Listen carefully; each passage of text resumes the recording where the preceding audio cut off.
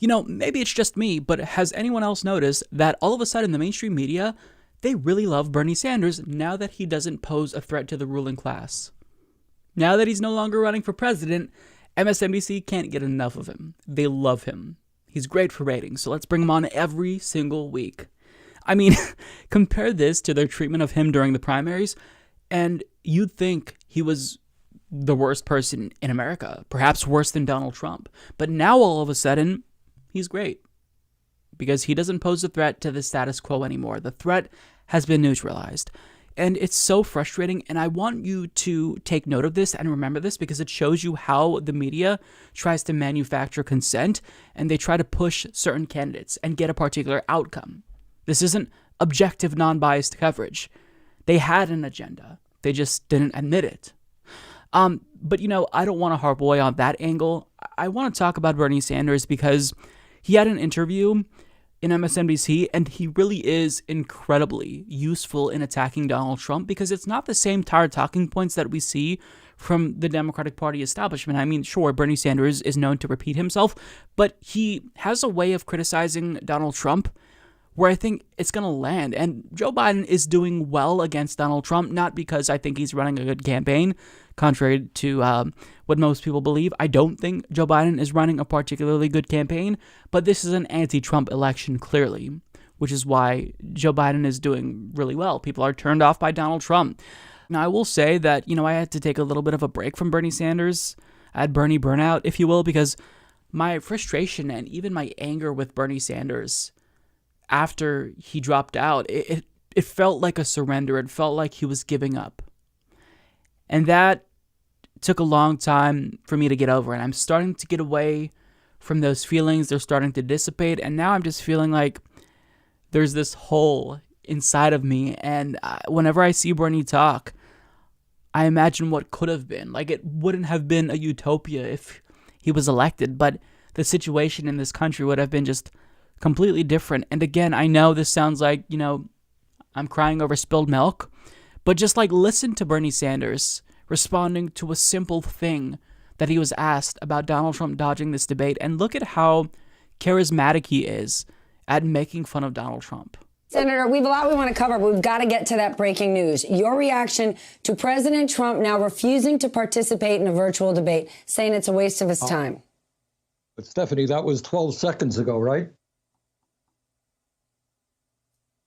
He may have changed his mind by then. I mean, I empathize with Biden. You don't know what Trump is going to do. He lies all of the time. He changes his mind all of the time. He's going to sit down and negotiate a stimulus bill. He's not going to negotiate. He'll be in the debate. He won't be in the debate. But, the truth is, this is somebody who has COVID-19. We have no idea what's going on in the White House, how he is feeling. They lie about that as well. If I were in Biden's position, and I think the election commission is right, I don't know that I would want to be in the room with him. So I think a virtual debate is appropriate.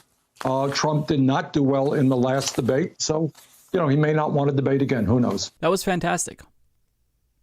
Trump will change his mind, most likely. So, when I learned that Trump decided to not go to the next debate because it's virtual, part of that is me thinking that he doesn't want to do any more damage because that first debate was such a train wreck. I mean, a Boston Herald poll put Joe Biden 21 points over Trump nationally.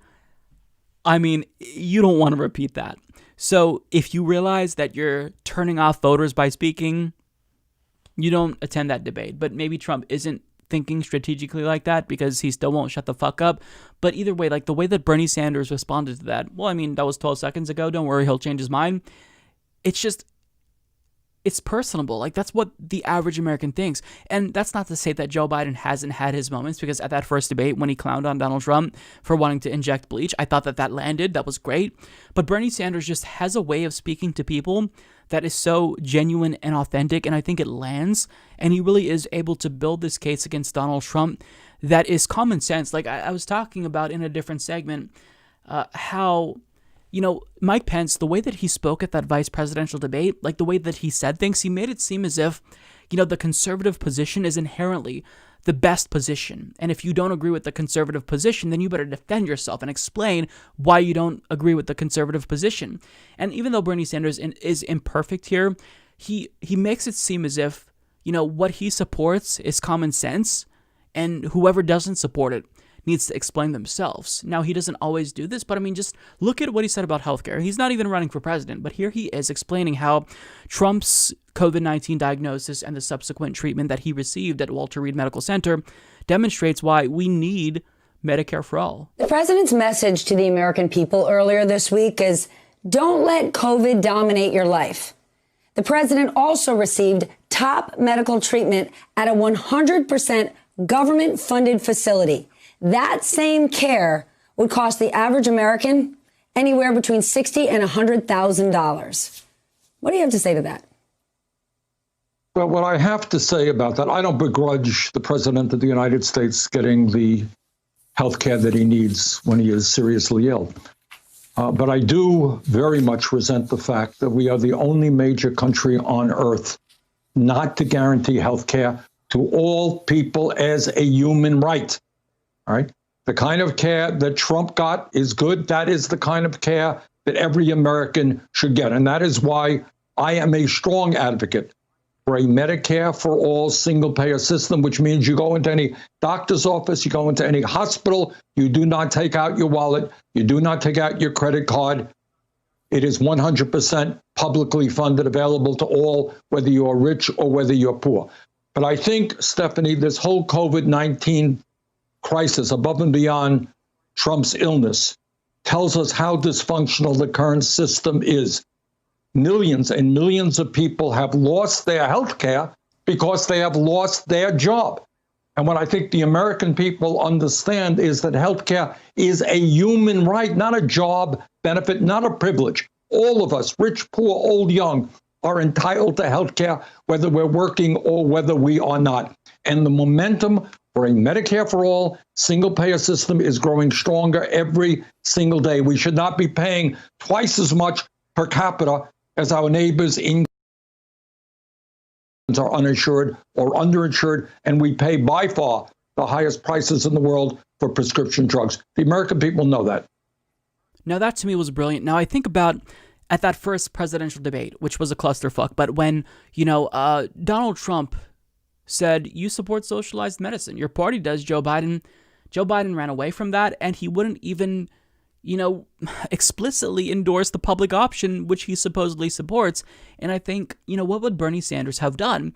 Bernie Sanders would have been a lot more successful in that situation because Bernie Sanders would not have run away from Medicare for all. In fact, he would have gotten Donald Trump to explain why he doesn't support Medicare for all. Like, you always want to make sure that you're not playing offense. You want to make your opponent play defense. And when it comes to something like Medicare for all, that's overwhelmingly popular, where a plurality of Republicans support that policy, I mean, if you are the one playing defense, you've lost. You've already lost. It doesn't matter how popular the position that you're taking is. So, I think about the differences, and Bernie Sanders would have not only been able to defeat Donald Trump thoroughly, but he would have been able to effectively build a large consensus around his agenda because he makes it seem as if these things are just common sense.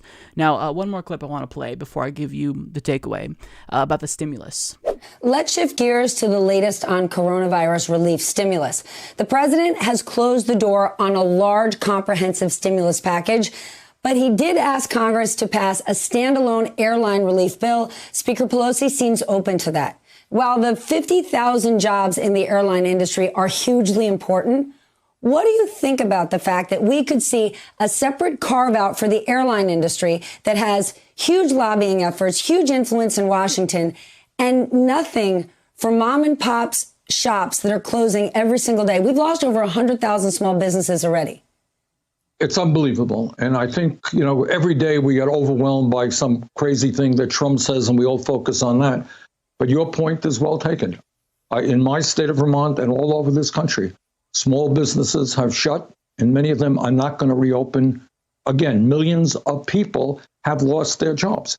In the wealthiest country on earth, you got folks today who have lost their health care. They are worried about being evicted. They are worried about putting food on the table for their kids. So the truth is that the House of Representatives, I think 4 months ago now, did the right thing. They passed a comprehensive bill, including protecting workers in the airline industry, which we have got to do. But we have to protect small businesses. We have to protect those workers who have lost their jobs by extending that $600 a week supplement to unemployment that was previously the case. This matters because Bernie Sanders is always able to tap in to what the average American is thinking. He's not out of touch. Now, I will give Joe Biden and Kamala Harris credit because they have a lot more populist rhetoric that they use than Hillary Clinton did in 2016, so I think they're running a better campaign than Hillary Clinton, but nobody has perfected the art of populism and speaking to the specific needs of Americans, average Americans, working class Americans, Americans who own small businesses, than Bernie Sanders. It's an art to him, and he's just so much more effective at promoting a working class agenda than Joe Biden and Kamala Harris. Now, the point of bringing this up is not to say, man, think of how amazing it would have been, because of course I think about that all the time. Imagine what could have been if Bernie was the nominee. He would have certainly won. And if he was president, we could accomplish so much. But the point of this is Bernie Sanders is no longer going to be president. But I want to make this video because Bernie Sanders isn't going to be the last progressive to ever run. And if you ever want to win, copy Bernie Sanders. Copy the rhetoric that he uses. Speak to specific policies that Bernie Sanders advocates for. I mean, going back to the vice presidential debate, there's no reason for Kamala Harris to get defensive when Mike Pence says you support the Green New Deal. There's no reason for her to get defensive when Mike Pence says you support a ban on fracking. They don't support a ban on fracking. But if people think that you support a ban on fracking, that helps you. I mean, there's a reason why Donald Trump's attack that, Biden is far left and being controlled by the far left hasn't worked. It's because the quote-unquote far left has very, very popular ideas. So if that were Bernie or Nina Turner at that debate against Mike Pence, what would they have done? Well, I can only imagine that they wouldn't have run away from a ban on fracking, but let's say, hypothetically, they took Biden's approach, where he doesn't support an outright ban on fracking, but he claims he's not going to issue as many permits to frackers. Well, you explain, listen, fracking in and of itself is not something that I'm going to ban, but I'm going to reduce the number of fracking, and I would like to ideally gradually phase it out because this is contributing to climate change. And if we want a future, we have to stop polluting the planet for personal gain and profit. We have to stop. Why aren't you advocating for phasing out fracking? Do you want us to frack in your backyard? Would you drink the water in a fracked neighborhood where it's poisoned? Do you understand that fracking causes earthquakes? Never be afraid to take the time to explain yourself.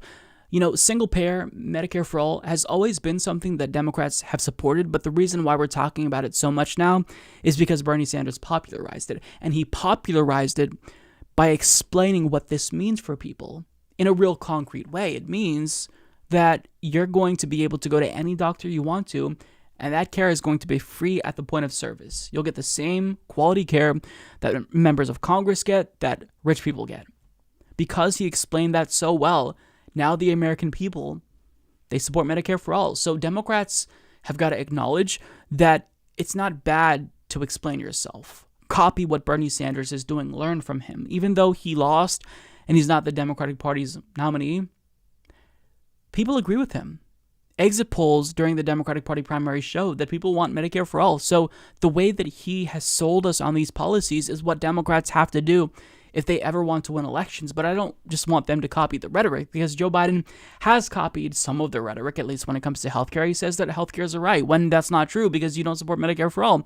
But don't just copy the rhetoric, copy the fucking policy and adopt the policy. Because if you truly want power and you want to win, being open to new ideas and populist policies is the way to do that. So, if Bernie Sanders isn't going to be the leader of the Democratic Party, then I think that they can learn from him. Use the influence that he has to grow so the party can defeat Republicans. You know the